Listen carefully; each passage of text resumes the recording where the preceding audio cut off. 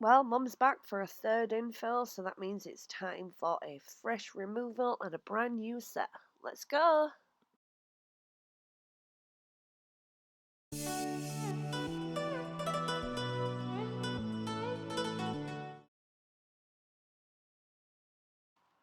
Hi beauties, welcome back, and if you're new here, thank you for joining me, thank you for stopping by, I hope you enjoy your time here. Please don't forget to tap the subscribe button and tap that bell for a notification of every time I drop something new. And if you're not following me already, I am on Facebook and I am also on Instagram. So let's get into it. So the first thing I do is come in with a 4 times extra coarse tornado bit to remove the bulk as much as I can. Don't go too close to the cuticles just in case I'm going to tear them up, you never know. And then here I come in with a finer bit. I believe this is a medium, I think. It's like a bullet shape, so it's a lot easier to get as closer to the cuticle. And then as soon as you finish doing one hand, pop that into your soak off bowl with your acetone. This is an NSI Easy Soak that I use. Definitely a lot better than using your bowl of hot water with a bowl of hot acetone. It's just a lot cleaner, a lot easier to look after the bowl as well. But yeah, as soon as you're done with one, pop it in and then you can file back on the other hand, and then you're not wasting any time where they're just sat there and nothing's happening. Because then by the time that I'd done one hand and that had soaked, when I came to add the other left hand into the bowl, it was ready to do a scrape off on the right hand. So it was just good timing, you know. And all I do is go back and forth every few minutes, leave them to soak, and then come in again for another scrape until it's all gone.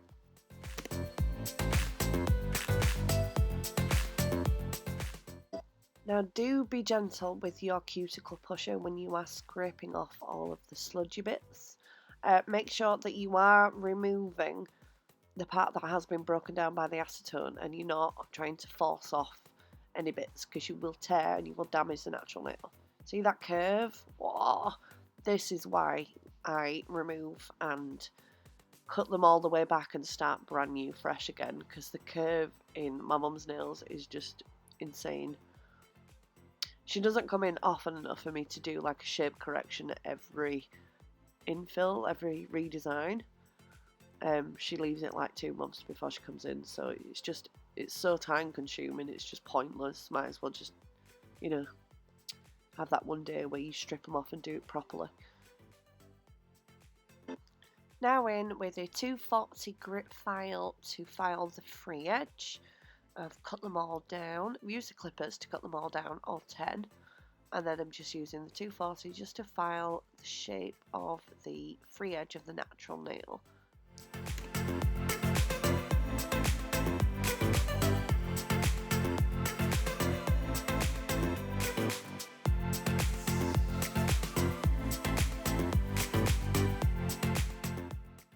Now we used to not be able to seesaw the file like this on a natural nail.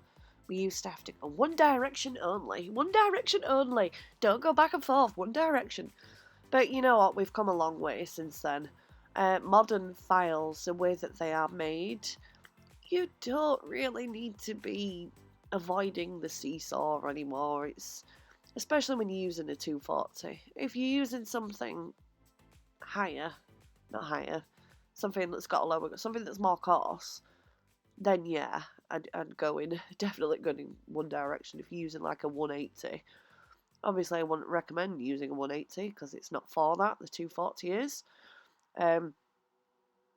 Another thing as well, because you can see my mum has a really high C curve in her natural nail bed. Nails themselves are pretty flat at the tip of the free edge, but her actual nail bed, the curve in the structure is just madness. So that's why I always give my mum a higher apex. And we're only talking like an extra millimetre, But it does good because she never loses nails, as I'm sure you've probably noticed. She's always got a full set. Then again, everybody really has a full set, so. Anyhow, I've now swapped over to a 180, and I'm just removing any of the acetone left over, any of the half melted acrylic and such. Get rid of the last little bits. Nice and gentle though, don't press down, you are just removing the last little bits.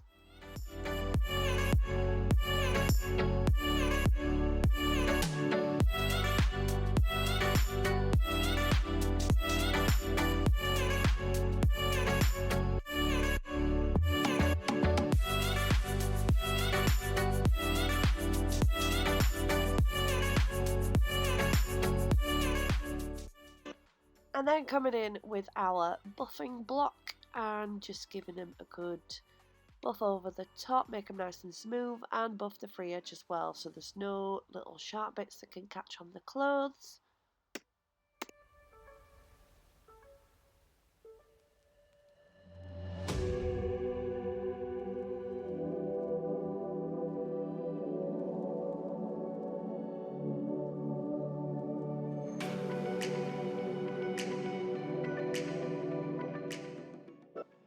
Then give them a good brush off and get your client to go wash and scrub their hands properly to get rid of any leftover dust and any acetone residue. You don't want that sat on the skin, it's yucky.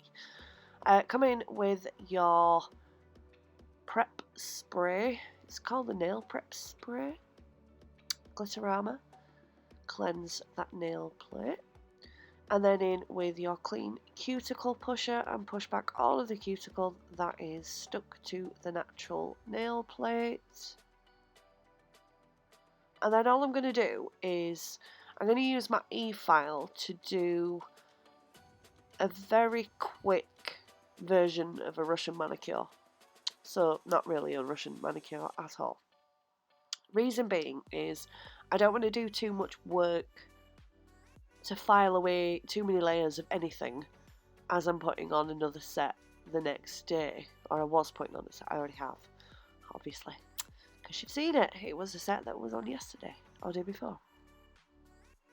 The Blue Valentine Russian Almonds.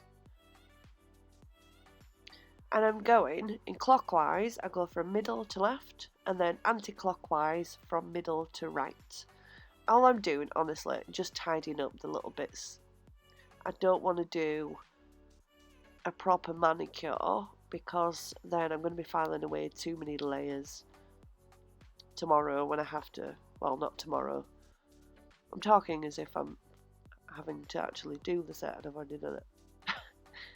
But yeah, when I have to come back in to do the brand new set, I'm going to have to etch the nail plate and tidy up and all that jazz, so I don't want to do too much work today, but this is just to give you a rough guide. Like, I will just tidy up and then I'll come in with my, well, give them a good brush off, but then I'll come in with my cuticle nippers and I'll just cut over and remove any of the dead bits, the non-living tissue that's just sat there, the white stuff, just to tidy it up a tad.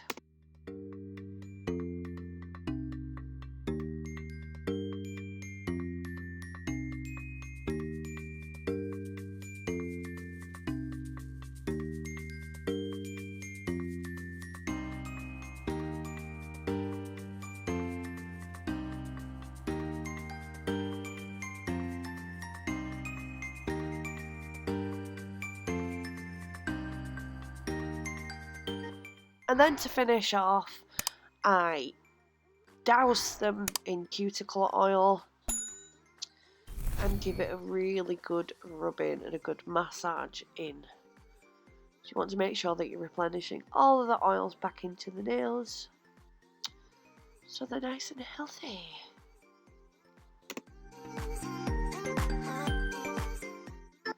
And there you go, see? Acrylic and gel do not damage your nails. Crap products and a crap nail tech do. So, as always, thank you for joining me, and I will see you in the next one. And don't forget, stay slaying.